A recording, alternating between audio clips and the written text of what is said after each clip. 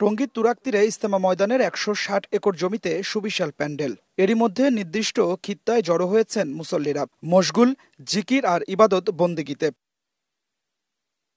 সারা দেশ থেকে এখনো আসছেন মুসল্লিরা। তুরাগ তীরে থাকবেন রোববার আখিরি মোনাজাত পর্যন্ত। মানুষকে জাগ্রত করার জন্য আমাদের এখানে আসার উদ্দেশ্য, আল্লাহ রাসূলকে পাওয়ার জন্য। আল্লাহর কাছে আমাদের চাওয়া পাই, আল্লাহ হেদায়েত দেখ, দিন আল্লাহর এই দুনিয়াতে বুলন্দ হোক, এটাই আমাদের চাওয়া পাওয়া। ভেদাভেদ আমরাই করছি, ঠিক আছে, এটা কোনো ভেদাভেদ ছিল না। আমাদের মুরব্বীদের নিষেধ যে এটা বহুত অনেক বড় আকাবিরে মুবারক মেহনত, এই মেহনতের কেউ কাউকে বদনাম করবে না। ইজতেমা ময়দানের সার্বিক ব্যবস্থাপনায় খুশি বিদেশ থেকে আসা মুসল্লিরা।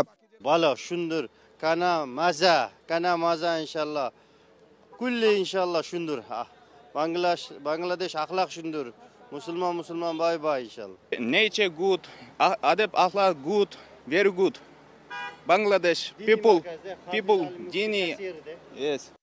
ইজতেমার প্রথম পর্বে ৪১ জেলা ও দ্বিতীয় পর্বে অংশ নেবেন ২২ জেলার মুসল্লি। এছাড়াও এবার শতাধিক দেশ থেকে বিদেশি মেহমান আসবে বলে আশা আয়োজকদের। কোনো নাশকতা সৃষ্টি কেউ করার দুঃসাহস দেখাবে না, ওনারা যথেষ্ট তৎপর রয়েছে। আমরাও আমাদের আমলগুলো করছি। আমাদের নিরাপত্তার জন্য আমাদের আল্লাহ তাআলাই যথেষ্ট, ইনি আমাদের আসল নিরাপত্তা দান করবেন। এদিকে ইজতেমা প্রাঙ্গণের নিরাপত্তায় বসানো হয়েছে প্রায় ৩৩৫টি সিসিটিভি ক্যামেরা। থাকছেন আইন শৃঙ্খলা বাহিনীর প্রায় ১০,০০০ সদস্য।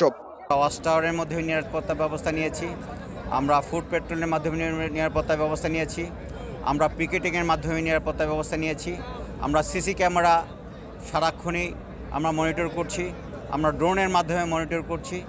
মুসল্লিদের যাতায়াত নির্বিঘ্নে তুরাগ তীরে ১৬টি অস্থায়ী সেতু তৈরি করেছে সেনা সদস্যরা। বিশুদ্ধ পানি সরবরাহে সিটি কর্পোরেশন বসিয়েছে ১৬টি নলকূপ। মুসলমানদের মহাসম্মেলন